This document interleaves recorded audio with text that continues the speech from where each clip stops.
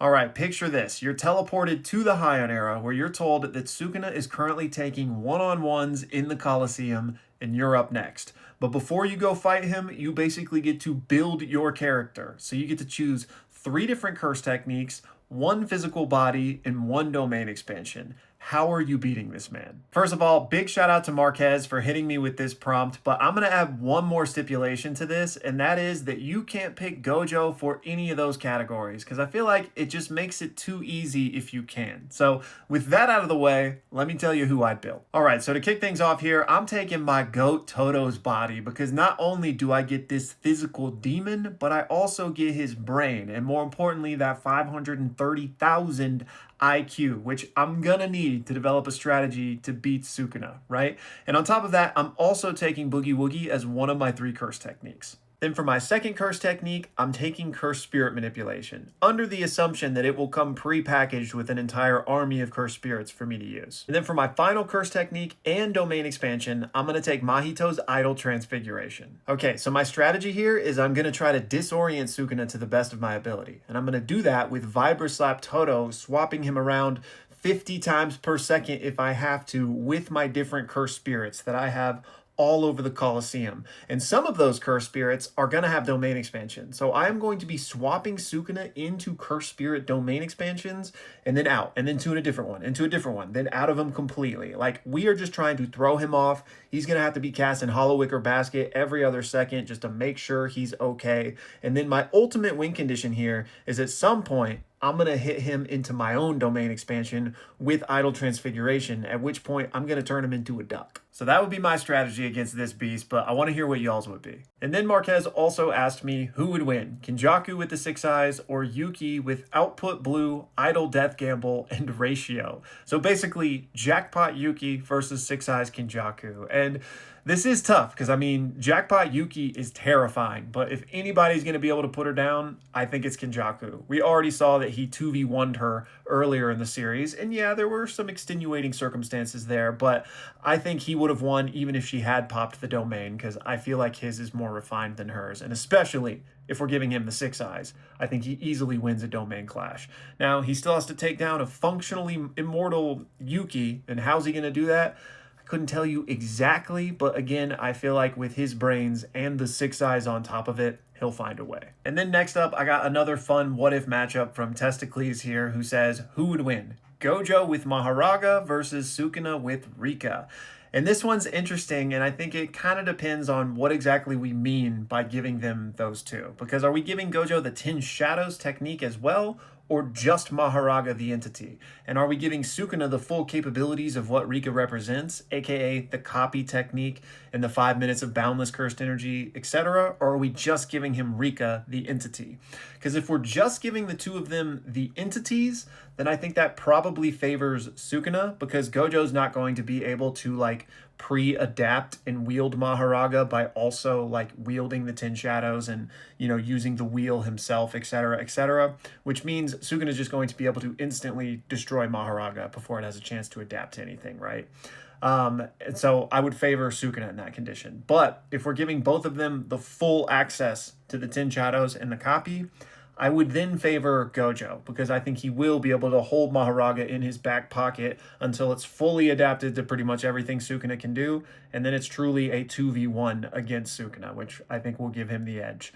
Compared to Sukuna getting the full capabilities of Rika is obviously nice, but there aren't really many techniques he could even feasibly copy besides the 10 shadows that are going to help him that much. And Rika's boundless cursed energy for 5 minutes doesn't really help him that much either, because he already has the most in the verse. Like, him running out of cursed energy wasn't really on the table for him anyway. So yeah, Gojo 10 shadows would win, but if it's just Maharaga and Rika join the battlefield with no extra strings detached, I think Sukuna would win. And then speaking of these Gojo versus Sukuna matchups, Ter Jordan asked me, when I talk about Sukuna having the 6 eyes hypothetically, am I giving him just 2 6 eyes, or are we giving him 4 6 eyes since he has 4 eyes? And honestly, this is a distinction that never even crossed my mind. But I would say that like his literal amount of eyes wouldn't give him a better version of the 6 eyes. Now, do I know that that's how it works? No, but that's just how I've always kind of pictured it. the six eyes is more of kind of this like just incorporeal trait that's part of your physicality that's not necessarily tied to your literal amount of eyes, but maybe it is for all I know. So Sukuna having four of them would make him, twice as potent as Gojo, presumably. But for my money, I wouldn't assume it would work that way, and I would assume that his six eyes would be identical to Gojo's. But it's an interesting thought. And then Jordan also asked me if your opponent needs to be able to hear your chants for an attack for it to work. Like, could Gojo or Sukuna whisper their chants for Hollow Purple or the World Cutting Slash? And personally, I think so. I don't think your opponent being able to hear you has anything to do with it. It's just that you have to do it. And as an example of this, at least sort of, we have this moment here where Sukuna was really subtle with the chants for the World Cutting Slash in an attempt to try and surprise Maki. And Gege illustrates this by hiding the chants within all of the rubble in this scene. And then kind of along this same line of thought of being sneaky, JC asked me if Gojo could theoretically do his hand sign like in his pocket so that people wouldn't see that he was doing that, and maybe that would help him catch them by surprise. And I think, yes, that would work. Like, as long as you're making the hand sign, I think you could theoretically try to obscure it to the best of your ability. However, that alone wouldn't help you too much, at least in a high-level sorcery battle, because we know that there is always the spark of cursed energy whenever anyone goes to cast a cursed technique or a domain. So even if you were trying to whisper your chant and hide your domain sign, there would still be signs that would allow your opponent to know that that's what you were doing. And one thing JC says is, because of all of this, it's hard for me to understand how they were doing their domains at the exact same time. And that is a bit, like, I think you kind of have to hand wave it away, because we know that that was a very important plot point, because the moment that Gojo was able to get his domain off like a 0.1 second earlier than Sukuna, it turned the tide of the battle. So I think they actually were literally doing it at the same time. Now, how does that exactly make sense? I don't know. I think you could chalk it up to kind of like the battle chemistry, again, like recognizing that spark in each other. And so then you're like, well, wait, if Sukuna recognized the spark in Gojo, does that mean his reaction time was fast enough to then cast his domain at the exact same time? And vice versa for, Gojo, if Sukuna was the one that was technically doing it first. And I think yes, but again, I think we just chalk that up to like, again, like in the moment, in the flow state of battle, both of them recognizing that the other was making the move toward casting the domain, and so they countered with it at the exact same time. And then finally, on the subject of domain expansions, I got sent in this comment from Joshua, who says, I have a theory that maybe open domains are just domains with the barrier flipped inside out. I'm not sure if you've already mentioned something like this or not, but I think it makes sense and would explain why both Kenjaku and Sukuna's domains have a sort of focal point in the center. And if that is the case, would it be possible for other domain users to conceptually put this into practice? And open domains are crazy. Like, we never really got the full-on explanation of how that works, right?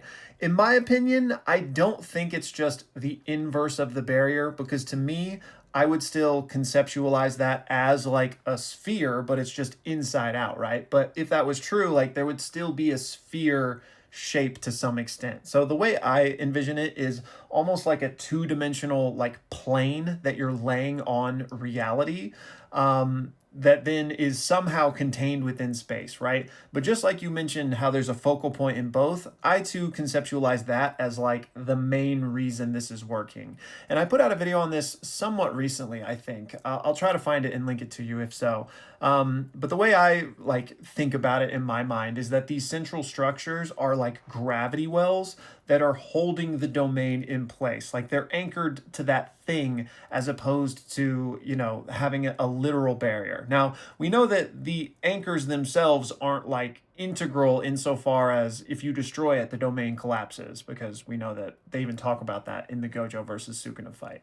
But that's just how I envision it. It's like this is a gravity well that's kind of anchoring this thing to reality, since it doesn't have an actual barrier to hold it in place. Anyways, y'all, that's going to do it for this one. Don't forget, it's Mother's Day. If you haven't called your mom yet, do that. And as always, thanks for watching.